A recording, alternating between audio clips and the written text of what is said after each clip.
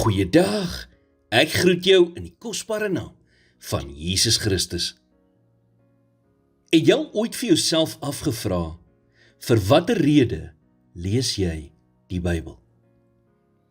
Want die hele punt van die bestudering van die woord is om jou meer afhanklik van God te maak en om jou die regte benadering tot die lewe te gee.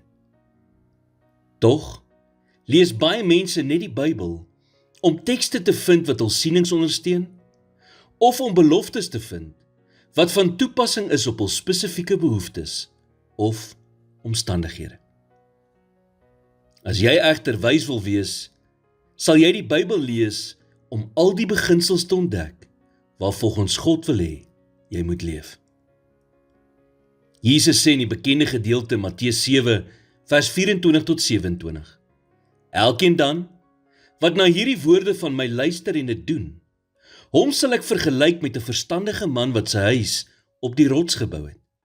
En die reën het geval en die waterstroom het gekom, en die winde het gewaai en teen daardie huis aangestorm. En dit het nie geval nie, want sy fondament was op die rots. En elkeen wat na hierdie woorde van my luister en dit nie doen nie, sal vergelyk word met 'n dwaase man wat sy huis op die sand gebou het. En die reën het geval en die waterstroom het gekom, en die winde het gewaai en teen daardie huis aangestorm, en dit het geval, en sy val was groot. Maak nie saak wie jy is nie. Meeste Christene weet meer van die woord as wat hulle toepas en uitleef. So begin net waar jy vandag is. Begin om dit wat jy reeds weet uit te leef. En dan, soos jy meer leer, pas dit ook dan toe in jou lewe. Want jy sien, hoe meer kennis jy bykry, hoe groter word jou verantwoordelikheid om dit wat jy weet in jou lewe toe te pas.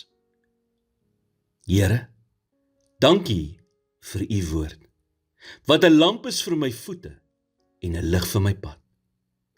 Gee my die geloof om u woord te ontvang, die begrip om te weet wat dit beteken, en die wil om dit prakties toe te pas in my lewe. In Jesus naam bid ek dit. Amen.